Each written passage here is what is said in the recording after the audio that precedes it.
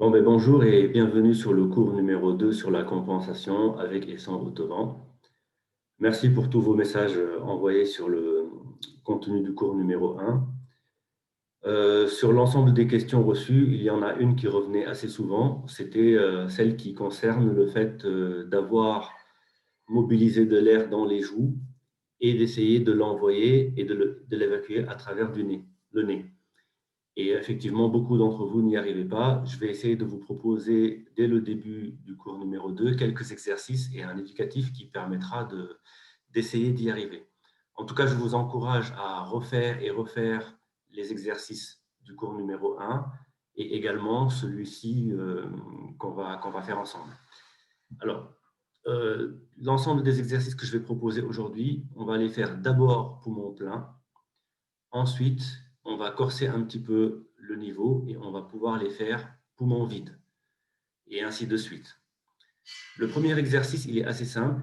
On va utiliser l'autovent, gonfler l'autovent, se mettre en poumon plein et ensuite laisser l'air de l'autovent rentrer dans la bouche, mettre en pression le volume de la bouche et les joues et on va essayer d'abaisser la glotte.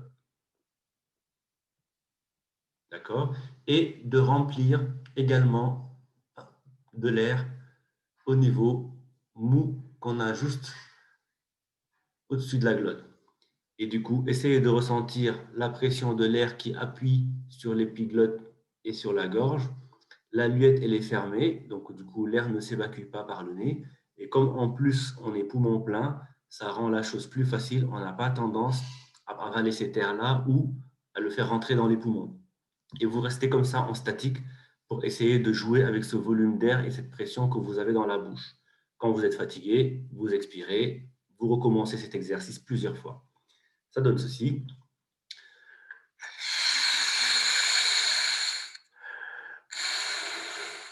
Ballon bien gonflé, on remplit les poumons.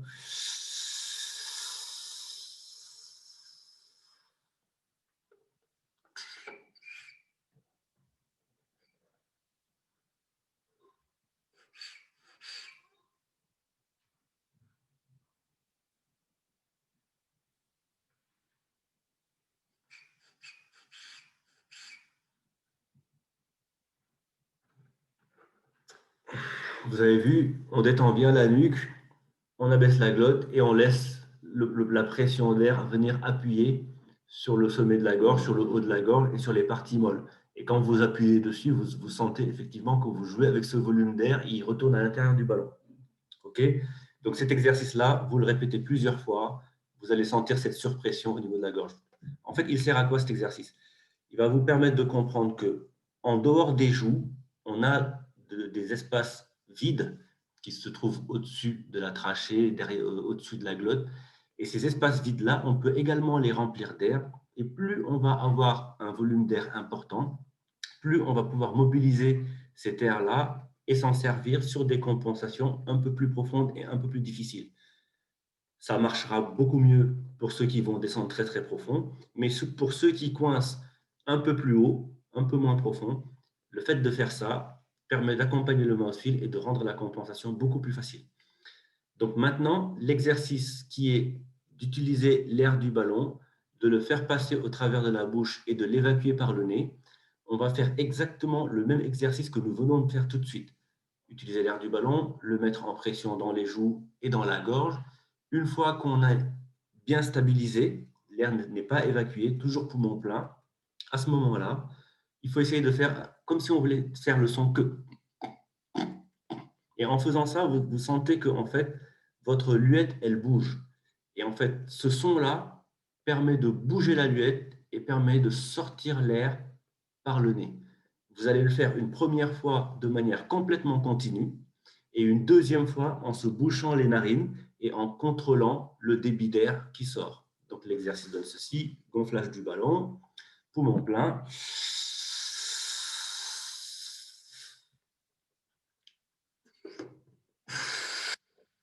Il n'était pas assez gonflé.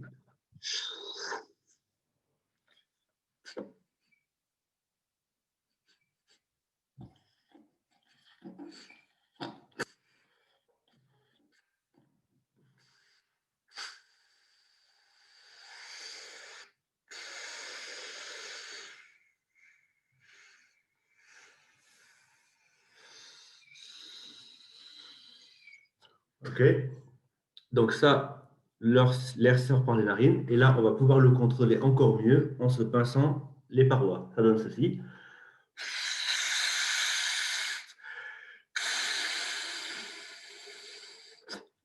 Poumon plein toujours.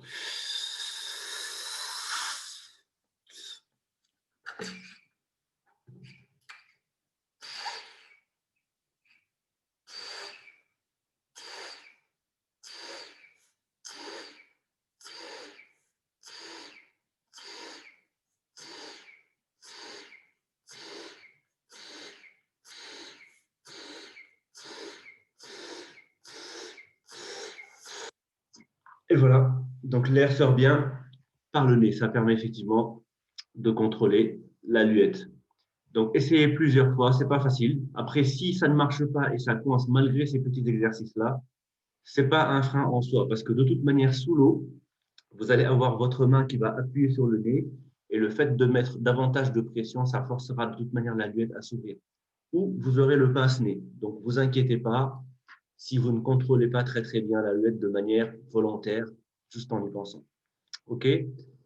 Le prochain exercice, en fait, c'est de toujours remplir le ballon par le nez, d'accord, gonflé. On va le mettre au niveau du nez et on va essayer de mettre en pression, bouche fermée bien sûr, la bouche et la glotte. Donc, c'est exactement le même exercice qu'on vient de faire, sauf qu'on tenait le ballon au niveau de la bouche.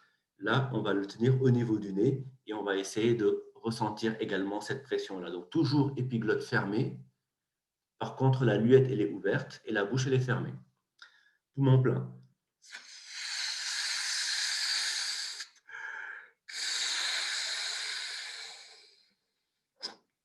Ballon ferme, gonflé.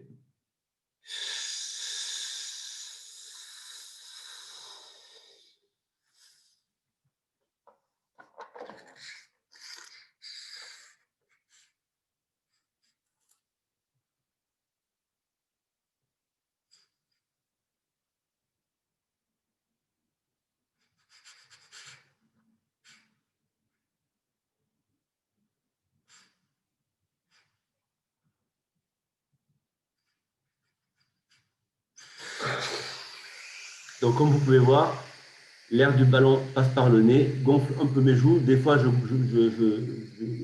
j'utilise les joues pour accepter ce volume d'air ou le réduire. Par contre, je mets toute cette partie-là en surpression et donc je sens bien que l'air appuie très très fortement sur ma gorge et sur ma glotte tout simplement et l'épiglotte qui est fermée. OK? Donc pareil, exercice à refaire plusieurs fois, rester en statique et supporter cette pression, jouer un petit peu avec la glotte pour sentir que quand vous la bougez et que vous l'amenez vers le haut, ça met le ballon en pression. D'accord? Donc ensuite, l'exercice qu'on avait fait en niveau 1, on gonfle le ballon, on le met au niveau du nez et par contre, on va juste jouer avec la langue en piston pour évacuer l'air du ballon de manière progressive par la bouche.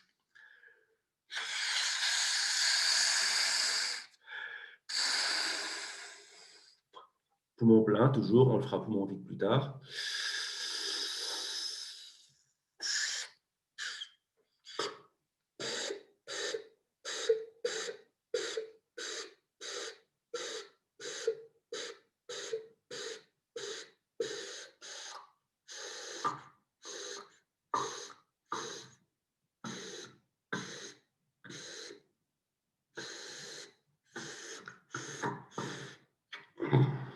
Et voilà. Donc, du coup, là, j'utilise la langue pour faire verrouillage, système de verrouillage, ouvert, fermé, pour pouvoir évacuer l'air par le nez, puis par la bouche.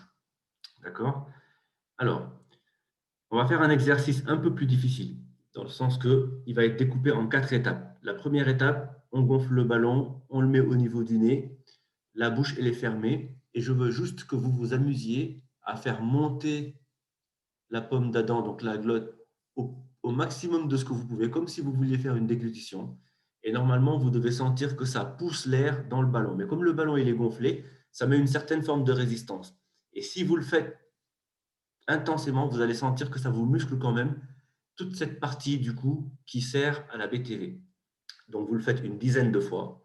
Une fois que vous avez fini cet exercice-là, vous vous arrêtez, vous récupérez un petit peu et on fera l'étape après.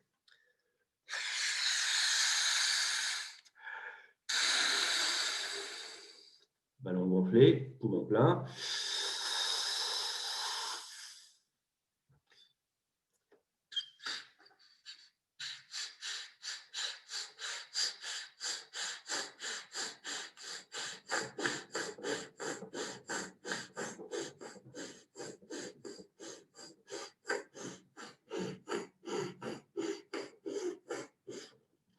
Donc, vous voyez bien, j'utilise pas la langue, j'utilise pas de l'air qui vient de ma bouche, j'utilise uniquement la glotte qui sert de piston, qui va appuyer sur l'épiglotte, qui va aller écraser le volume d'air que j'ai juste au-dessus et qui va le pousser vers le nez, tout simplement, et qui gonfle le ballon. Maintenant, la même chose, sauf qu'on ne va plus se servir de la glotte, on va se servir de la langue cette fois-ci. Par contre, la langue dans plusieurs positions différentes. La première, c'est la langue, la pointe de la langue à l'intérieur des dents supérieures, les parois de la langue sur les côtés des dents, de telle sorte qu'on piège l'air entre la langue et le palais. Et le fait de faire piston avec la langue, donc la langue qui va écraser le palais, va pousser ce volume d'air dans le ballon. D'accord? Ça, c'est la première méthode. La deuxième méthode, la langue à plat. Et on va essayer de faire piston avec la langue, le fond de la langue. D'accord? Avec le palais et on envoie de l'air vers le ballon. Ça sera un volume plus réduit, plus petit. Et la dernière méthode, la langue tendue, mordue. Et on va utiliser juste le fond de la langue et la glotte pour faire piston sur l'air. Donc, c'est trois méthodes différentes qu'on va travailler dans le même exercice. Toujours poumon plein.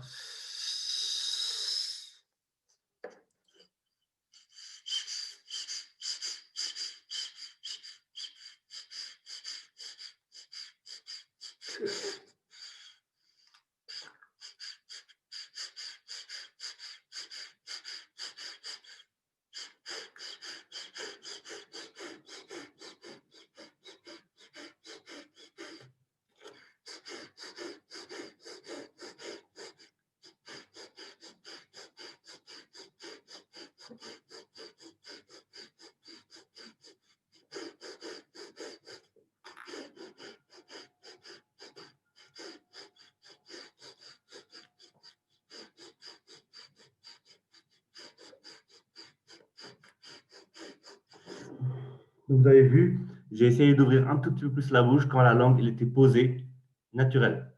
Donc ça vous donne les trois méthodes aussi pour pouvoir toujours continuer à muscler la langue dans toutes les positions pour pouvoir utiliser ces muscles pour piéger l'air au-dessus de la langue et les balancer vers le nez où justement les trompes vont s'ouvrir et l'air va rentrer par cet endroit-là. D'accord?